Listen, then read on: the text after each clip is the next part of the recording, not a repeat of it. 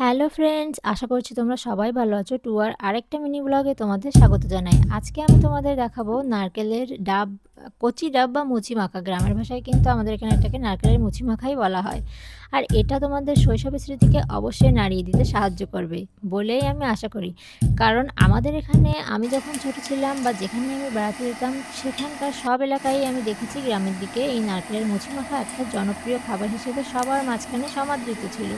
তো চলো, তোমাদের যেসব স্মৃতি আছে শৈশবের বা বর্তমানেরও এই নারকেলের মুচি মাখার সঙ্গে, সেটা অবশ্যই খুব আনন্দের, অবশ্যই খুব মজার।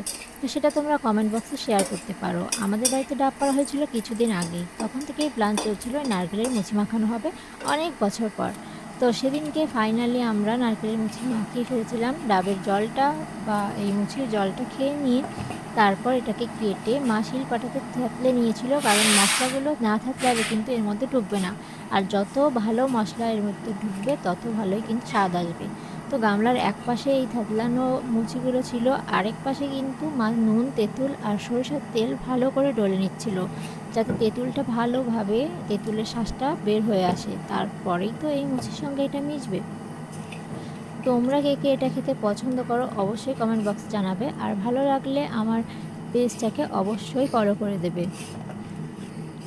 আর এটা আমরা সবাই মিলে খেয়েছিলাম। যে কোনো মাখাই কেন জানি না মনে হয় সবাই মিলে খেতেই মজা হয়। আমাদের বাড়িতে সবাই তো খেয়েছিলাম, আমাদের বাড়িতে কিছুদিন ধরে আত্মীয়স্বজনেরা ছিলেন, ওনারাও খেয়েছিলেন, এবং পাশের বাড়ির সকলকে রেখে একটু একটু করে ভাগ করে আমরা কিন্তু শুধু খাবার নয়, মজাটা বা আনন্দটাকেও ভাগ করে নিয়েছিলাম। আর এই শৈশবের স্মৃতিটা সবারই খুবই প্রিয়, এবং বাচ্চারা অনেকে ছিল যারা, পাশের বাড়ির বাচ্চারা যারা প্রথমবার এই খাবারটা খেয়েছিল, এবং ওদের কাছেও এই খাবারটা প্রথমবারেই এত ভালো লেগেছে, ওরা তো বলছে আবার কবে এটা হবে, এরকমই অবস্থা সবার। আর অনেকে যারা এটা দেখেছিল তারা বলছে যে এটা তারা খেতে চায়। তো তোমাদের কেমন লাগছে অবশ্যই কমেন্টে জানাতে কিন্তু ভুলবে না। আর কে দেশের কোথা থেকে ভিডিওটা দেখছো বা দেশের বাইরে থেকে অবশ্যই কমেন্ট বক্সে জানাবে। তো দেখো, এবার ওই তেল, নুন আর তেঁতুলটাকে ডলে নেওয়ার পর ভালো করে মুচির সঙ্গে মেখে মিশিয়ে নেওয়া হচ্ছে। যত ভালো করে মাখবে ততই কিন্তু টেস্টটা বাড়বে। তবে এর কিছু কিছু উপাদান আরও দিতে বাকি আছে, তোমরা দেখতে থাকো, সেগুলোও দেওয়া হবে। আর এর নারকেলের মুচি মাখার কিছু কিছু উপাদান আছে যেগুলো দিতেই হবে, না দিলে কিন্তু এই মাখাটা কখনোই সম্পূর্ণ হবে না।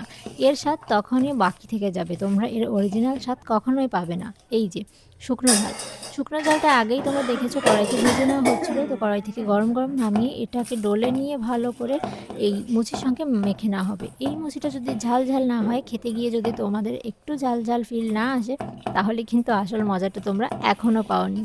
তো যারা একটু ঝাল খেতে পারো অবশ্যই ঝাল ঝাল করে এই মাখাটা করবে। আর তোমরা এই মাখাটা করার পর কেমন খেতে হয়েছিল সেটাও আমাকে জানাতে পারো। এই যে এটা বলো তো কি, নিশ্চয়ই অনেকে বুঝতে পারছো না, এটা হচ্ছে সরিষা বাটা। দু তিন দিন আগেই সরিষাটা বেটে একটা রান্নায় দেওয়া হয়েছিল, এবং যেটা বেশি ছিল সেটা ফ্রিজে রাখা হয়েছিল। আর যে কোনো মাখাই সরিষা বাটা একটা আলাদা স্বাদ এবং গন্ধ যুক্ত করে, সুগন্ধ। আর এই গন্ধটা যে এত ভালো লাগে, আর সরিষা বাটা এক নিমিষে এই স্বাদটা অনেক বেশি বাড়িয়ে দেয়, এই মুচি মাখাটাকেও অনেক বেশি লোভনীয় করে তুলেছিল। এরপর আরও একটু ভালো ঘ্রাণের জন্য আমরা দিয়ে দেবো লেবুর পাতা। এই ঘ্রাণটা যে খেতে এত ভালো লাগে, এটা কিন্তু আলাদা করে কোনো স্বাদ যুক্ত করবে না, কিন্তু এত সুন্দর একটা স্মেল দেবে যেটা তোমাদের এই খাবারের প্রতি আকর্ষণটা আরও অনেকগুণ বাড়িয়ে দেবে। তো অবশ্যই তোমরা যারা খাওনি তারা ট্রাই করো, আর যারা খেয়েছো তারা আবার ট্রাই করো। বাই।